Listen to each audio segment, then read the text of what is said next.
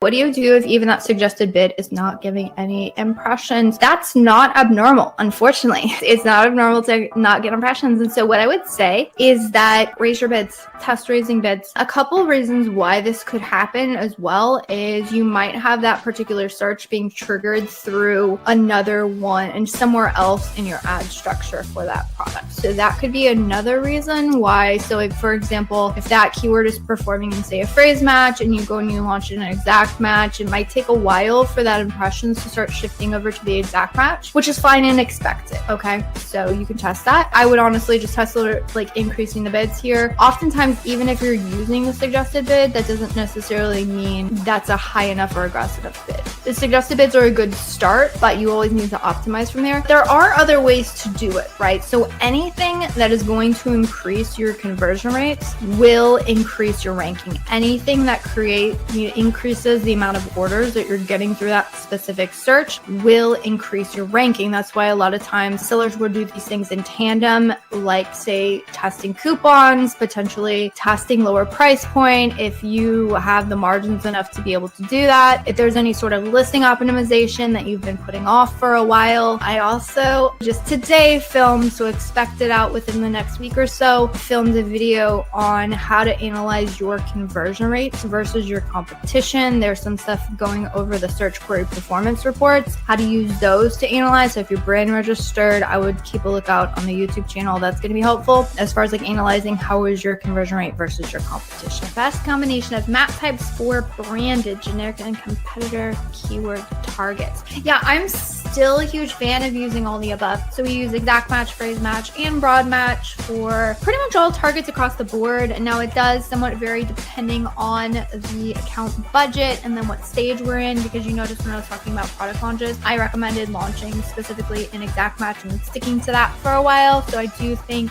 that that is applicable. What I would say is that the more aggressive you want to target something, the more specific your match type should be. And that's not because there's anything wrong with phrase match or anything wrong with broad match. Everything has their place. The difference between those is when I am aggressive in exact match, I can be 100% confident that my spend is being allocated to that specific search term. If that decrease in ad impressions means less people are seeing your product through the ads, and then the sort of cumulative, the way that the ads influence organic ranking is if the ads sales are happening through that one specific search. That's why I talk about if you're going aggressive, go an exact match so you can influence the sales velocity through that one specific search. If both the organic and the advertising combined make a greater sales velocity on that one shopper search, then you will climb up in rankings. And that is exactly and precisely the reason why a lot of people will push their advertising, they'll see the organic ranking climb, and then they'll say, oh, this is unprofitable, and they'll cut their ads, and then their ranking decreases. And they're like, what gives? It's because those ad sales through that shopper search were adding to the cumulative or total sales that you are getting through that one shopper search. And without those additional ad sales, you do not have enough sales velocity to be able to push past your competitors. Business reports will tell you the sales that happen the day that that transaction is enacted. So if I go into, if I go to Amazon as a shopper right now, I want to purchase a product, bang, done, add to cart, ship it to me. That transaction is going to show up in that seller's business report as the day that I bought the product. However, if they go into their accounting section of their reports and they look at when they actually, when that accounting records the sale, they're probably not actually going to see that transaction till maybe a day later. And the reason why is because you don't actually get paid as a seller until that product ships. Hello, and welcome back to another segment of Ask Junglr. This is another very exciting episode because we have an amazing guest who I'm so excited to bring on. Before we do that, I just want to do a little housekeeping, let you guys know what this session is about. We are streaming on more platforms now. I'm seeing people watching on X, and we're trying to stream on Instagram as well. So pretty much across all channels. So this is the place where you can come every single week to get answers about your Amazon advertising. We go deep, we go in the weeds, and we get you answers to your Amazon advertising questions so you can run more effective, more profitable ads to help drive sales without having to hurt your bottom line, because it's always a balance trying to grow sales through advertising without cutting into margins too much. So by the way, if you haven't run across me on socials anywhere, if you're just tuning on, welcome. Seeing some returning guests, which I'm excited for as well. But my name is Elizabeth Greene. I am one of the co-founders of an Amazon advertising agency called Junglr, which is why I feel qualified to talk about Amazon advertising. But our guest today, sir, he is I'm going to try to get it right, Director of Advertising over at Incrementum Digital, is also highly, highly qualified to talk about Amazon advertising as well. Welcome. Thanks for coming. Hello. Thank you so much for having me. It's a pleasure to be here. I'm so excited. Yeah. Do you want to quickly introduce yourself? Yeah, sure. My name is Mansour Norouzi. I am the Director of Advertising at Incrementum, Partner and Director of Advertising at Incrementum Digital. At Incrementum Digital, we help brands to grow on Amazon. Mostly we focus on Amazon, but we do TikTok Shop, we do Walmart advertising as well. I would say we manage over 6 million per month in ad spend, and we have more than 100 brands that we are working with. I'm also a seller. I have two brands mainly focused in Canada. I'm in Toronto, actually. I live in Toronto, Canada. My background is Persian. I'm from Iran. I moved to Canada in 2015. So I'm a seller as well. Yeah. So that's about me. Awesome. Yeah, isn't there a pretty active selling community in that area in Canada? It is, but I wish they were more active. They are not as active as they should be, so there's not many Yeah. meetups. Yeah, the other day actually I was messaging to Brady from Heliumton that you guys gotta come here and have an event here. So I'm pushing them Yeah. to have an event in Toronto as well. Well, that's very cool. That is very cool. Yeah. Looks like Ryan is chiming in saying must live view stream excited. Awesome, Ryan. Thanks. Hey, I appreciate you tuning in and listening. So again, I'm already seeing one comment in from Joseph. So Joseph, you're the first comment, which means we're probably gonna go deep. That's an interesting one. But yes, again, format of this. Anywhere you are listening on any streaming platform channels, you can use the comment section to ask your advertising question. We will pull it up and sir will help answer questions. And as you heard, like kind of the sky's the limit today. I often shy away from things like inventory or listings or other stuff, but as a seller, I'm sure you could speak to those topics as well. I'll try to.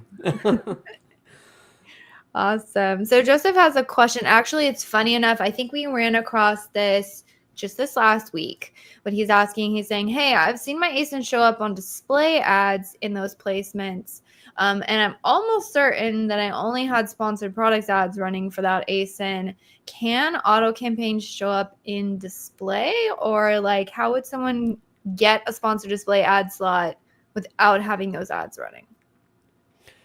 I personally haven't seen this. We know when you are running sponsored products, no matter which ad type, it could be sponsored product targeting, it would be keyword targeting. It can show up in the search result pages and product detail pages, but in the sponsored product placements, I haven't seen as a display.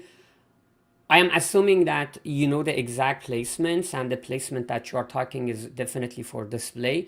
But no, I haven't seen this. This is the first time even I'm hearing about this. Yeah, it's super niche. The only reason it's just weirdly enough, we were doing an audit on a brand, I think just this past week, and one of my managers was like screenshotting. He's like, hey, because he was looking at defensive ads to see if, Right. that's one thing to obviously check, like, what is your placement on that? The brand was running 0 to sponsor display, and yet their ASIN was showing up, like, I think it was underneath the bullet points or something. Right. Like, oh, this is weird. Which I agree. So in our experience, very rarely from our understanding, Like this is our like we're in Amazon does not I don't think really gives us any like real true reporting to like 100% figure this out. It's been sort of an assumption in the community because again, this doesn't happen very often. Now that sponsored display is more it's just more used. Like when it first came out, not many people were using it. So I think I heard this theory probably like 3 or 4 years ago when they first came out because not many people were using them. But people were noting that their ads were showing up. And so the theory was that it was through auto campaigns.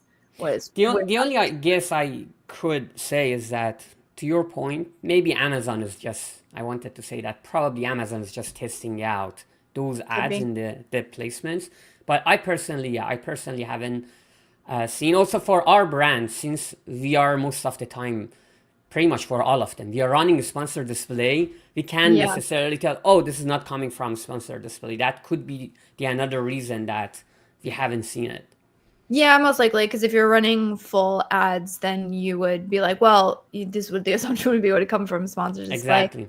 I think, at least from my, again, full disclosure, we're in like theoretical territory here, but from our assumptions that it is often triggered through auto campaigns. But again, the assumption is that most likely a sponsored like an intentional sponsored display ad would be the one to win that. So I don't think like sponsored product ads by nature trigger sponsored display placements. Again, theoretical territory assumptions is that like if there's no ad to fill that ad inventory, that Amazon may pull from autos because like then they can actually get the ad spend for an empty slot. But these days with so much coverage of ads, there's probably very few and far between times you'd have like an empty slot. So right. To your point, I don't think it happens very often, but that's our assumption on that. Okay. A really interesting one about incremental testing, which is always really difficult. Elena said, I would love to get your takes on the best and worst ways to run incrementality tests on branded advertising spend. That is a really good question. Any thoughts on, so there is that debate, right? Like, do I need to pay for my branded? Do I need brand defense? Do I not? I'd love to get your take on that. That is a very great question, and this actually argument comes often that, like, for our branded terms, should we turn off? This is the furthest they could say that. Yeah. Should we turn off the ad spend for the branded search terms? I'm pretty much completely against that. My strategy would be that you are going to get how to test that as well. My strategy would be that be strategic how you're running your ads instead of deciding to turn off the ads. And I'll explain what I mean by strategic. Well, what I'm actually going to explain is mostly for brands that have more than 5-6 products, because if you have a 2, 3 or 1 product, so you have just 1 placement. Now let's start in terms of what's the best way to test the incrementality. One is that I would start with one of the search terms and I would say, okay, let's say customers searching for my branded term. My product shows up in the search results. And how can I, at the end of the day, the question is that, how can I make sure the customers who are searching, they end up purchasing my product? And if I take out my ad from those placements, let's say headline ads, sponsored product, it's not gonna cause in declining my sales. So my recommendation would be take one of your terms. Don't stop the ad spend on that, but lower your bids to a point that you are not showing on the top. If you want to go all the way and see what happens, reduce your bid so you show up in the placement, in the rest of the search placements, not in the top. And now the question becomes that how you have to measure this to see if you are getting the same sales or not. There are a few ways to look at it. One is from search query performance, going to those terms, and hopefully those terms are showing up for that product. Going to those terms and seeing not necessarily the mistake that happens that I see some brands do. They look at impression share and click share, which Impression share and click share will go down no matter what, because your ads are not there. You are getting less impression. Impression might be the same actually. Clicks, you are getting less click. Click share doesn't matter in that case. You got to go to the purchase share. Is your purchase share going up or down? If it is, the ideal situation is that your purchase share is still consistent, or if goes up, that's Yeah. great. It means the ads is not impacting. If the purchase share goes down, it means that the ad will generating sales, but now you are losing money. The only downside of search query performance in this case is that it is for weekly. The granular the granular is for 1 week, and so you have to wait 1 week to see what the results are. The Yeah. other option I would say is that maybe it could be a better option. Go to the brand metrics, to the top search query, top search terms. Over there, you can see the daily results for past few days. Search for your branded term. And if you have a good amount of branded searches, if you don't have, honestly, at the end of the day, it doesn't matter. Put your ad, don't put your ad. It's not that much to spend. But if you have enough good sales, search volume for your branded terms, it will show up in the top search terms. So go to the past few days that you have tested on a daily basis. See what is happening to your click share. Is there a competition showing up in the top 3 products? Or if you have, let's say, one product, is it any change in the click-through rate, conversion rate for aftermath of when you change your ad spend? So that's about this. These are the 2 ways I feel like you could do the test. And also another one is the ranking. But I doubt it that when you lower the spend for your branded, you will see right away you fall in the ranking. But you might lose market share that ranking is not showing. So these are the 3 ways. The other thing I would say is that, actually this is a discussion we had with some of our manager the other day, is that I'll give you one example. One of the biggest mistakes that big brands actually do for branded terms is that they put their collection ads, headline ads on the top. That is the biggest mistake. And why is that? Let's say I have the brand is Mansour's brand. So the customer searches for Mansour's brand. I don't know what they are looking for. Even let's say they exactly mention what they want from my brand. But what brands do mistakenly, they put the collection ad with products showing up there. So what you are doing in most cases, you are pushing the customers to click on the products, which is the biggest mistake, because they're going to go to that product. Maybe that product that they clicked in the headline ad, it could be what they are looking for. It could not be what they are looking for. Maybe they are looking for another product from your brand. Then they get distracted with all these placements from your competition. Now, what I would recommend you to do, force the customers to go to your store. How can you do that? In the product collection ad, you could remove all the 3 ASINs, just leave the creatives, your comment, and a good creative. So you're not going to lose anything. If the customer clicks, well, great. You drive them to your store, they see all of your products.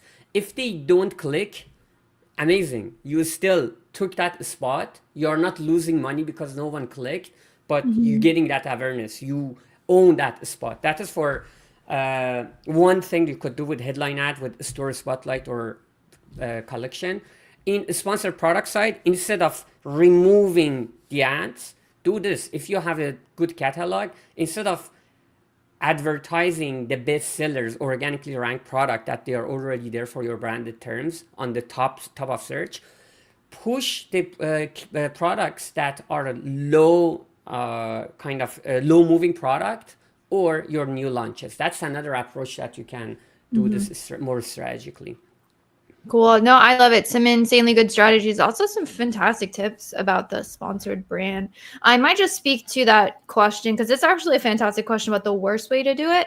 And Mansour touched on this in the beginning, but kind of like the worst way is to not do it incrementally. So to be like all in, all out, and then you can't really see like where that where that line is. Another thing that I would say is really it can be helpful to analyze the account and say, should I even be worried about branded spend? Because a lot of times we'll think, oh, I am spending on branded spend. How incremental do I need to be? And the fact of the matter is, if you are a very well-known brand, so we work with a lot of brands. Actually, there was one very like national brand. They run national campaigns and sponsor, sports and things. So they have a lot of brand recognition. And so when they came to us, they didn't have any advertising running. And the goal was, hey, let's specifically drive incrementality. Like we don't need to worry about capturing brand. Right. We're already there. We're already well ranked. And so we're intentionally negating branded because we know that there's such a brand pull. There's so much search for their branded terms that they could easily spend. We also have limited budgets there. But if you are a private label brand, I would say you will be surprised at the branded search that comes up, which is great. Like you're actively leveraging Amazon to build your brand. You can absolutely do that. But the amount of branded spend is most likely going to be really small. So unless you're like a very like a recognized brand outside, or if say you have a really strong social presence and maybe you're driving traffic through like Instagram, maybe you have a great Instagram page or something, then yes, you might be kind of worried about the branded. But the best way to do this, honestly, is just take a search term report, go through, look at your branded and say, okay, how much spend, sum up the spend for your branded, and then sum up your entire spend and say like, Right. what percentage of my spend am I spending on branding? Because if it's like 2%, 1%, like you don't really have to worry about that. So what Mansour was saying about like being super incremental with it and figuring out, that's 100% the way that you do it. But that takes a lot of effort. So I would just caution you on putting on effort when it doesn't make sense. But it is nice to do that analysis, I don't know, maybe once a month, once a quarter, depending on how much branded spend. Because you will find if you are running ads for well-net recognized brands, you do really want to keep up on that. Because if you're not doing good negation, then your branded search will creep and creep and creep. And that could really wreck and kind of give you false hope in the way that your ads are performing. I'm sure you've audited those brands where you're like, everything is branded and your conversion on non-branded is like so low that Exactly. ROAS is going to look terrible once we migrate off brand. Definitely. Actually, I wanted to add something to that. I suggest everyone go to brand analytics and check the customer journey analytics Oh, I love in that your report. report. I Mm-hmm. was checking one of the brands yesterday. So they are Mm-hmm. a very well-known brand. In February, this is very interesting that you might not even say, oh, is this possible? In February, they had around 20,000 customers search their brand. This is about the customers, right? 20, not the search volume. 20,000 customers search brand. And guess what? Around 10,000, around 50 to 60% of those customers, they didn't do anything. They didn't purchase. Mm-hmm. What I'm saying is that there is this misconception that if the customer is searching your brand, they will purchase. No, that's not happening. And we saw that for this brand. Some of them, maybe some of these customers, maybe they are exploring, but they didn't do any action. They didn't even visit the detail page, and they took no action. Some of them might have clicked and purchased from our competition. We don't have that data. But my point being is that in February, 50% of that brand customers, the customers who search for brand, they didn't purchase, or they even didn't do a detailed page view. So don't think that branded search is definitely a sale for the brand. Yeah, no, that's a fantastic point. Fazal is saying yes. He's also seeing the sponsor display ads appear, which is interesting. So again, it seems like this Yes. pops up in like very like small niches is what I found, where again there's not a lot of coverage. Yeah. All right, Ashley has a fantastic question again. I tried to create a sponsored brand campaign, but the only options I had were to link to a landing page or a store. How do I link a sponsored brand ad straight to a listing? That is a fantastic question. Uh, no, in terms of driving traffic, yes, you have to drive to a store or a landing page. But what I was mentioning is that when you choose the products, for headline ads, you have your custom image. If the traffic, if the customers click on the creative, on the name of your brand, it's gonna drive the traffic to the store or landing page that you have defined. But then you have these three products on the site. My Yeah. point was that if the customer clicks on those products, they are going to be directed to the product detail pages. My point was that instead of showing those products, remove those products. Let customer click and force them to go to the landing page. Could be your store or store page.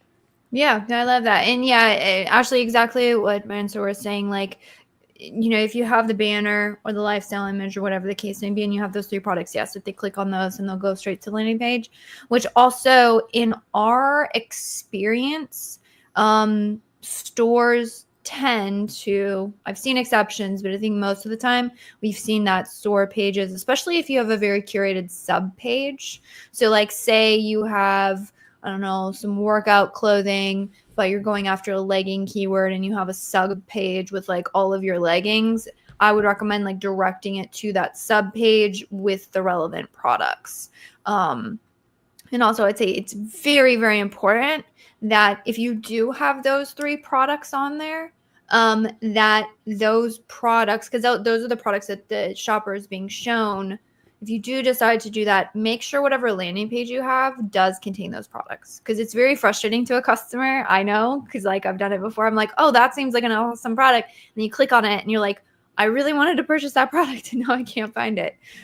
So make Right. sure that it's easy path to purchase. I would say if you're talking sponsored brand ads, though, the only way you can direct to like one specific product is going to be with video ads. So with video ads, you can direct to a specific product, although you can now direct to store pages with video ads as well. But other than that, if you're talking about the headline ads, to my knowledge, there's no way to get them directly Right. to a single. Another reason I'm a big fan of driving traffic to a store is that usually in the store we see around 40 to 50% higher average order value and higher conversion rate, higher click-through rate. So the traffic that goes there, the chance of converting is highest. Yeah.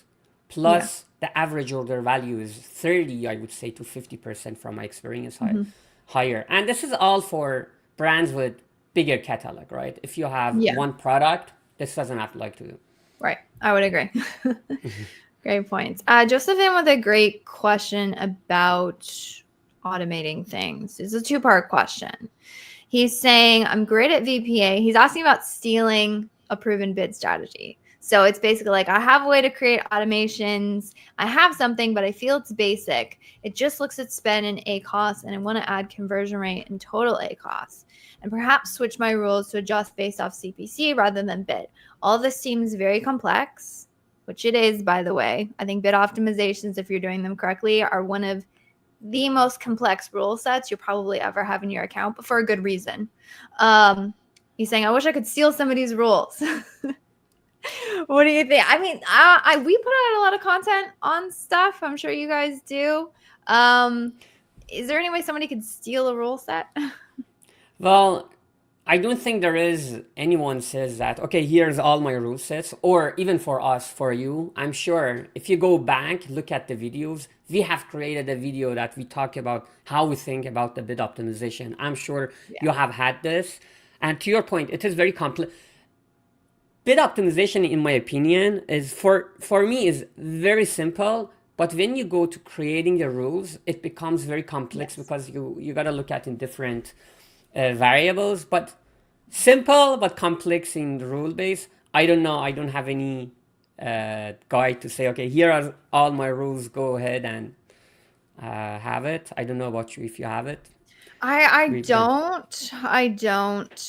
Not in that here is my incremental rules. But what I can give you, you know what I did is I went through AI, basically dumped my brain into an AI and then had it create Right. a AI podcast on rule bid optimizations. So Joseph, if you want this, I just threw it here. I'll click share. You can have a link to it. You can listen to it. This is basically a podcast. Now, it doesn't give you if this then that, because that's really what you're looking for. What, like, if you're talking about an algorithm, all an algorithm is a very long, complex string of if then statements. It's a ton of it's a decision tree. So basically what you're looking to do when you're and I say this because like I wrote the foundation of our bid optimizations, and trust me when I say this, it started out very simple. So I would say there's nothing wrong with the way that you're starting. And then suddenly got very, very complex. And the way in which that happened was the best way to go about building your own rule set. And that's what I did, as I took somebody's very simple rule set and I said, okay, this is the way, they said they want this target A cost. So here's the way that they optimize for that. And then what I did is I tested that rule set and I looked at the outputs and said, oh, okay, so this works in all these scenarios. But wait, there's these 3 scenarios where the rule output, if I was the one to make the decisions, that doesn't make sense to me. So therefore, I'm going to go back into my rule system and I say, okay, in this specific scenario, what would I have wanted to happen? And then I added a new rule. And then I just did that for 5 years and just kept going. And that's honestly how the best rule sets are created. So I would start, if you're saying you have a very basic system, 1, feel free to listen to that podcast. It's free. 2 is think about how you want your bids to be adjusted for your account. Because the thing is that every single account has its nuances. And if this is your account, you're going to know those nuances much better. So an example is for a supplement account, it's going to be, you're probably going to have to be really incremental. You lower bids too much, all of a sudden impressions are gone, cost per clicks are crazy high. Like, it's really difficult to navigate those things. For, I don't know, accounts with a lot of long tail search, you're going to have different, a little bit of optimization. So honestly, I think the most difficult thing with any rule set is figuring out what are the nuances and how to tweak it so it's not just a blanket adjustment. And if you're doing it for your own account, you're probably set up for the best position to do it. You're probably nervous. You're probably worried you can't do it. You absolutely can. It takes the work. And I would say the most important thing is that, because it sounds like you're building it yourself, my recommendation, because this is what I did and it was insanely helpful, is when you are building out the rule set, if you decide to put in a logic tree of how the bid how the bid settings are applied. So an example for ours would be, we have account level settings, and we have if we want to set up settings at a specific campaign level, or if we want to set up settings at a specific keyword level, we can do that. So when the rules are applied, we have a column that identifies what level that setting was at, so we can go and look at it. And then what we do is we have a naming key for the logic that is applied on that. So when you're trying to go back and you have that feedback loop of this is not what I wanted, how do I adjust this? You can go and say, okay, it was set on this level, and then here's the logic tree that was applied, and you're like, wait, I wanted this logic map, not this one. And then you can look at again, it's a series of if statements. So it's if A cost is above this, and orders are X, and click-through rates are X, then apply Y. But if orders are C, then apply F. It's just doing that. I love what you mentioned, that he got to try it, and my suggestion would be the same. Instead of looking to copy anything, go back, go to the basics, and understand the bid optimization, why you should, how it works, what you should do, and from there build your own. Because that's, as Elizabeth mentioned, I did the same. It's just a matter of going a step back, starting from that first principle, learn what is the bid optimization. When you learn that, honestly, bid optimization is very, very simple. It's just a matter of understanding the basics and how it works. And from there, you can easily work make your rules. Instead of finding the copy, find videos or training that shows you what is bid optimization about and how the right bid optimization works. Yeah, no, that's a fantastic point. Is any optimization strategy, you must understand the logic to Yeah. make it work. So again, there's that free resource. If you can't find the link that I just shared, feel free to reach out to me. I'll get you the link. But all right, cool. So we got some other ones in the chat. Question: This is a great one. How do we balance high cost per clicks for premium price products while maintaining a strong total cost and profitability? That's hard. Yeah, that is hard. And one thing that first of all, before we gotta understand is that when in most cases when the cost per click is high for a category like supplement, the margins are higher as well because I have a supplement brand in Canada. Yes, the cost per click might be $4 or $5, but my margins are high, so I could handle having that. Yeah. Now, in terms of how to balance a high cost per click, so you gotta first of all you gotta go after all range of products, the keywords that you have, high search volume keywords, long tail keywords. For long tail keywords, they are the cheapest in terms of cost per click in some cases. So invest money there.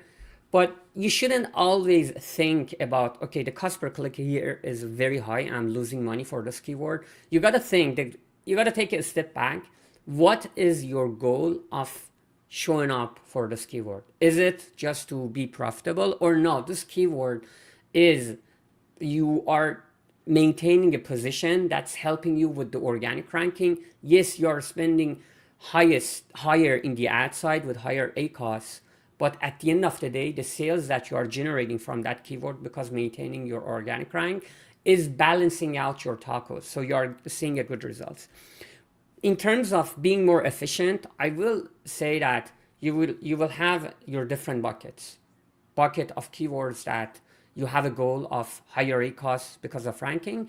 The other bucket is that I just want to be profitable for them. For long tail keywords, the ones that you have a good ranking, or maybe you can't even improve the ranking. You have tried, it's not working. Your absolute goal for those keywords should be, I want to maintain the profitability. What's the good ACOS and target for that? You will be able in not all the placements are top of the search. For instance, number one top of search for with number two, you are on the top of search, but still the difference is very high. Go to the product detail pages. You could and target the competition that you have competitive advantage over. One mistake that I usually do for product detail pages is that bidding very high in the product detail pages, and you gotta always go put yourself in the customer's shoes. When you go to the product detail pages, just keep that in mind. There is that carousel on the below that customers can see everything. So if you are bidding high, you are putting yourself on number one, but in reality, being number two, three, four, five, at least in this on desktop, there is no difference. So why would you bid higher? Sometimes I feel like ad managers are very scared of bringing the bid down, but my point would be that no, there are different goals and you gotta try.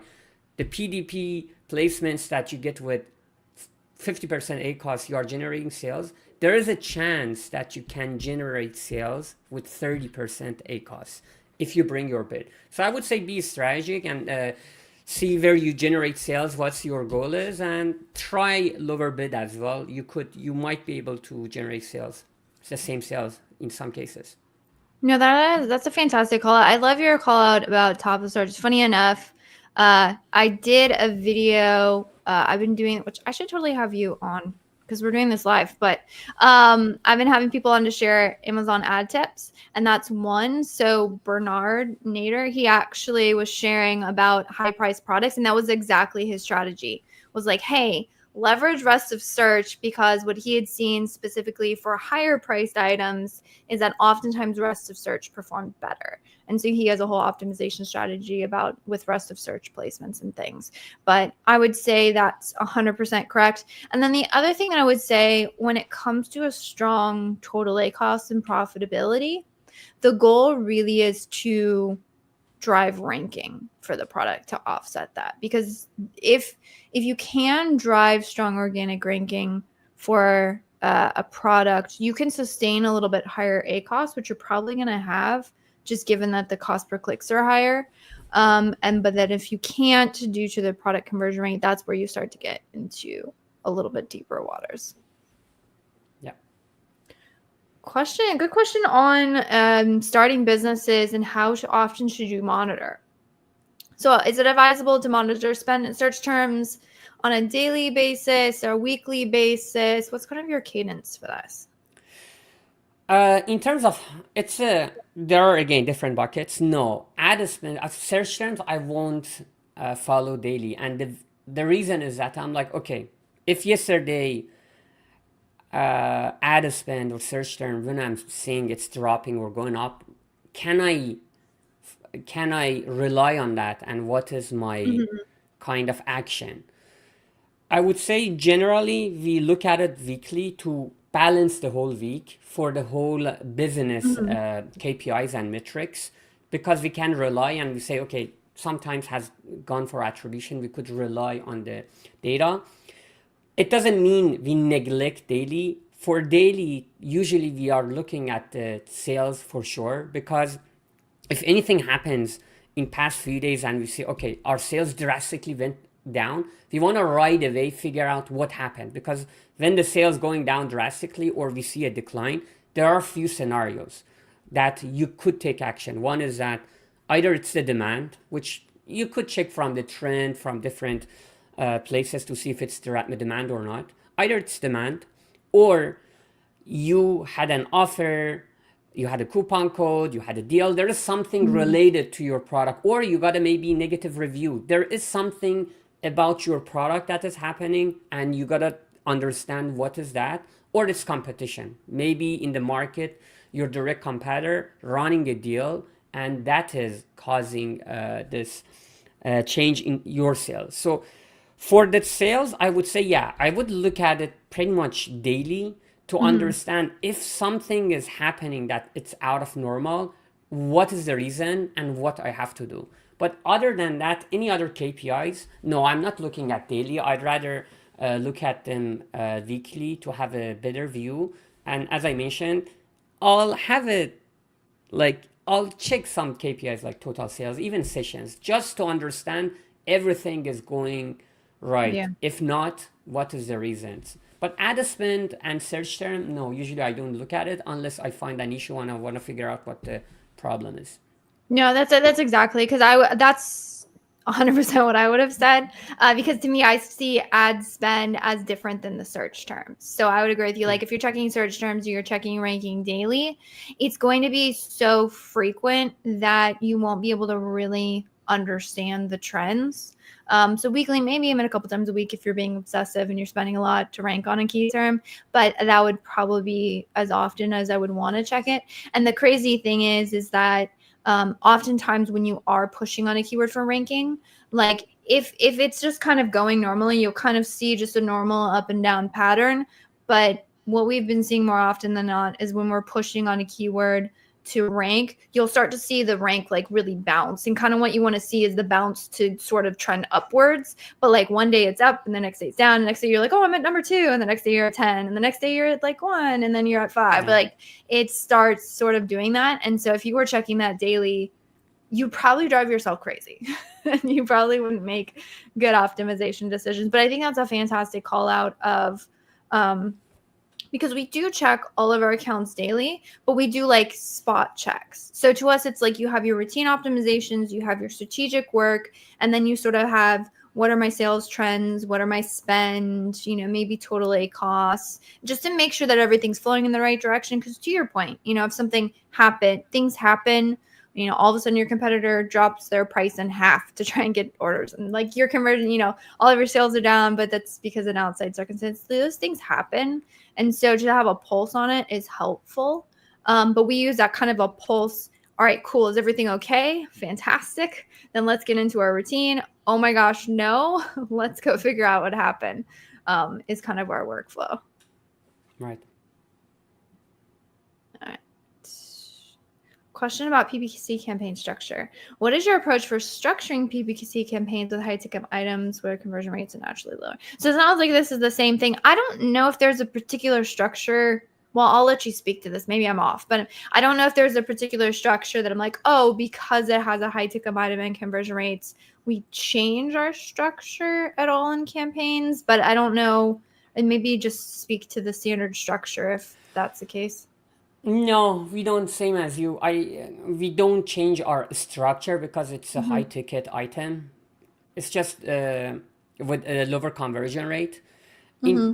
like, but there are cases actually. I want to go back to that a little bit. One thing that again I see could be very efficient about, let's say, not high ticket, just generally average price item. Mm-hmm. Whenever you see your conversion rate is low, my immediate response would be that it means that people need, it's the exploratory product. People are Mm-hmm. exploring more to find a product that they want to purchase. In this case, it's high ticket, but there are many cases that, let's say, you want to buy sandals, you want to purchase a fashionable product, products that customers look at 30 product listings to decide what they want to purchase. One thing I always say is that the biggest mistake you could do for these type of products is trying to be on top of search. What is my reason? Go to brand analytics, to top search terms. You can see that even the products on the that are getting top 3 clicks have a low click share. What does that mean? It means that customers exploring, they are clicking on more product.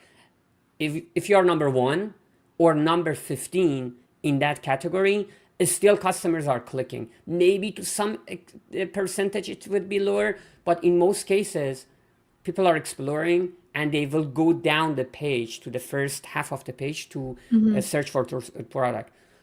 My recommendation always is that bring your bid down. Don't be scared at all, because as long as you show up even in the rest of the page, in half of the page, in the second row for the sponsored products, customers will see and purchase because they are exploring. They are not looking for you. Even if you are in top of search, it's not like they are going to click and purchase. No, Mm-hmm. they're going to click, go back and check the other products. So why would you want to be on the top while you could be in a placement with much lower cost per click? Going back to this, no, it's not going to change the structure. We will have this exact same structure. It's just a matter of what we think about the product, how people are behaving in that category, and based on that, we decide how we want to approach the bidding and optimization. Yeah, no, I think that's a fantastic call out, and I would agree. I would say for general structure, I'd be curious to get your take on this. We like one campaign, one ad group structures just for budget allocation. We find that easier as a standard practice. I think you're always going to have those like very specific use cases that deviate, but for the most part, we happen to like that structure. And then the way in which we typically structure things is we only ever put one parentage in a campaign. I don't like mixing products because your data gets kind of iffy. We will go like say one ASIN if say it's for a ranking purpose and we have our best variation and we're going to make sure we're going to go specific there. And then the other thing that we like to do is we don't like to mix match types inside of a campaign and ad group structure, and we will segment the campaigns based on the intent. So the example would be like, oh, these are all of my long tail, these are my low bid broad match, this is my ranking campaign. And then the other thing, we don't internally have like a hard or fast rule of like no more than X keywords in a campaign, because for us that's been restrictive. I think that's helpful if you're starting out because you're like, how many should I put? And if you just have a number, it makes it easier. But we will say it's like, there's actually one question on here about like ranking and how do you go about that. But we will put like a single keyword campaign because the benefit of single keyword campaigns is you can say, okay, all of the budget for this campaign goes to only this one keyword. And so that can be very, very helpful from like a budget allocation. But actually you run into budget allocation issues if you only go single keyword campaign with every single one of your campaigns. At least that's my personal opinion.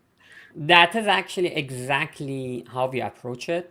And to your point, because everything you mentioned, we do exactly the same.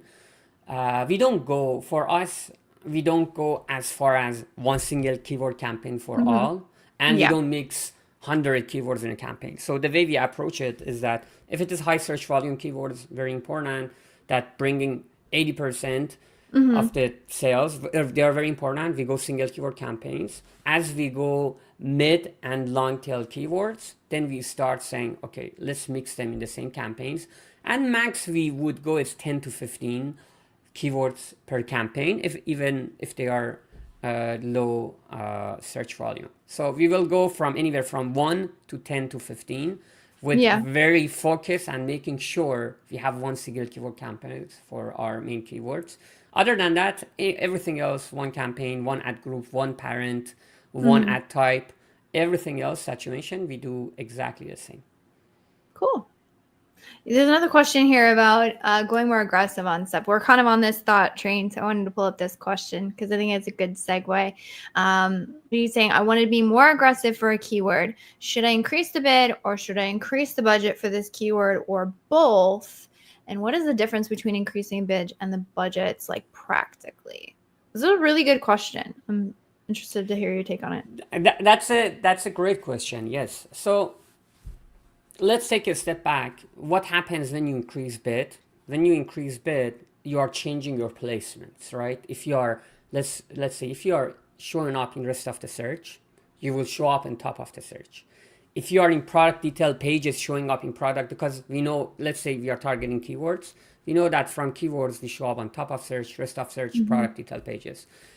And if that keyword triggering product detail pages in number 4 of the slots, you might come to number 1. So increasing bid is going to change your placement.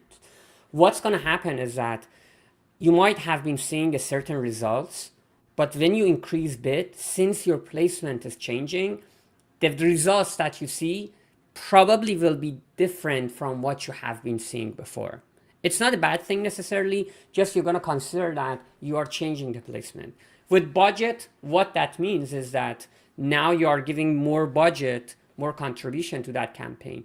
That will be impactful mostly if you are getting out of budget. Let's say your campaign for that keyword is not getting out of budget during the day. Doesn't matter. Add 2,000 extra to that campaign. Nothing is going to happen because the campaign is consuming the budget that it needs. Now this is the difference between these two. Now the question is that if you want to be aggressive, being aggressive mostly means, I would say, what is the goal? What is the goal of being aggressive? Do you want to be aggressive to improve your organic ranking? Or no, do you want to aggressive just you think there is room to bring more sales, you are getting out of budget. If you are getting out of budget, that bucket, yeah, increase your budget. That is, for that, you have to increase your budget. But just keep that in mind that I always say this, there is a balance between your organic sales, advertising sales. These balance, when you have this balance, you get to a certain your tacos goal that you have. And imagine now you want to be aggressive, the campaign gets out of budget, you say, I'm going to increase my ad spend.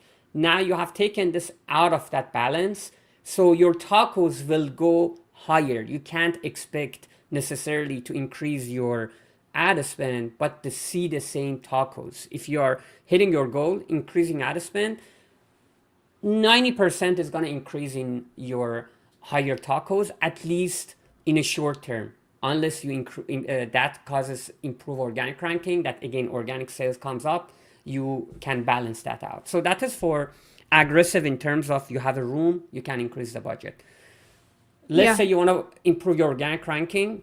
In that case, you want to be, in most cases, you want to be in top of search. So you have more visibility, customer sees, they click in your product.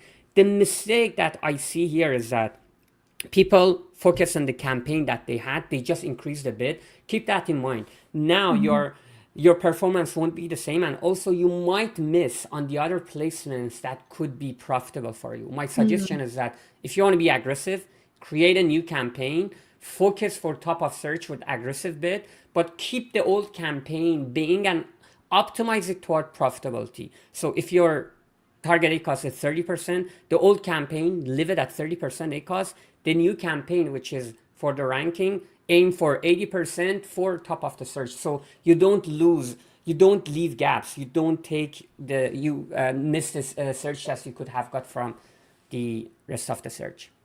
Yeah, I think that's a fascinating thing. And I love how you touched on that point about the difference between bid and budget, which actually I appreciate the question being framed up like that is, if so the scenario in which your budget's running out, doesn't matter how much you increase your bid, you're not really gonna get more traffic for that. You're just gonna eat from that budget. So if the budget's running out, then that's like, okay, that's the first lever.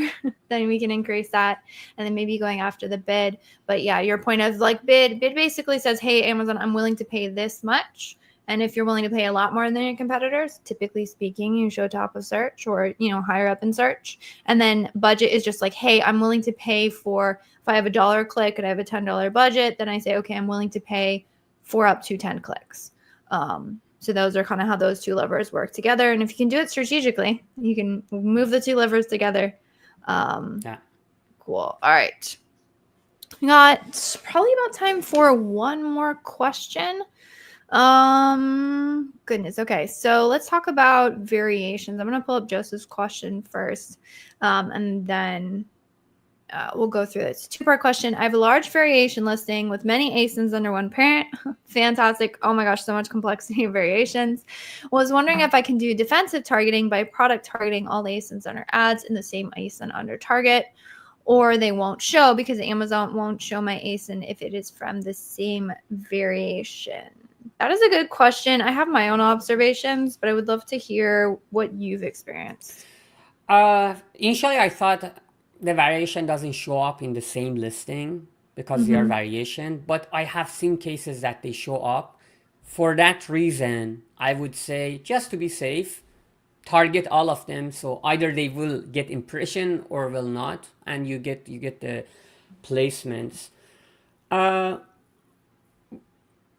At the same time, if you have other products, I would say I'd rather show my other products in the listing because the variations are already there. I don't want to spend money so customers click and they are in the same listing. So my preference is target the other products that you have other parent listings.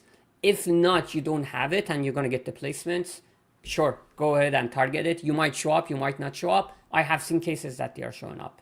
Yeah, I have it. We have as well. From my experience, they don't show up as much, I think. But honestly, to set up these types of campaigns is not too difficult. You just take all the variations and then you target all the variations and you kind of just let it run. Make sure you pick exact match ASIN targeting. If you want to do true defensive campaigns, don't pick expanded because you'll show up on like other random stuff that's not branded. But other than One that, trick for that, I don't know if you have used it or not, targeting the category but filtering to your brand. Then you're not that much in control. Yeah, but it's like you're making sure that even if you add new listings, you are targeting those listings. So filtering by I brand like is another way. it. Tip drop. Awesome. Yeah, that's right. I think I have heard that, but that's a fantastic call out and a fantastic tip. I think we do have one time for somebody who's here is asking when you're launching a new PPC course. My new PPC course, I don't know if I have time, I'll update one because you already have it. If I have time, I might update it because there are so many changes with AMC. I all can't these imagine new keeping up with features. it. Oh my gosh. Yeah, so we'll see. Awesome. All right. I think with that, we are at time. So this has been fun. I know there's a couple more questions in the chat. I apologize. It's kind of first come, first serve here. So we've been here for an hour talking about Amazon ads, which is always a pleasure. So I really appreciate you coming on. If somebody wanted to reach out to you, what would be the best way to get a hold of you? I would say LinkedIn is the best way, and I'm pretty active there, or from Incrementum LinkedIn channel or the website. But if you want to reach out to me, LinkedIn is the best place, and our website. And thank you so much for having me. The questions were pretty good. Great job, guys. Great questions. I know. We always get like such detail, which I love. I love getting in the weeds and like the super technicals, which always makes for fantastic content. And I always tell the audience, like, we would not have a show if you guys didn't show up and ask your questions. So I appreciate it. And of course, I appreciate having you on. And I will see you all same time, same place next week. Thanks, everybody. Awesome. And that wraps up this episode of the Ask Junglr Amazon Advertising Podcast. I hope you found these insights and strategies helpful in your Amazon PPC journey. Remember, if you have a burning Amazon ad question that you'd like answers to, head over to junglr.com/live to join our next live Q&A session. Until next time, keep optimizing those ads and stay hungry.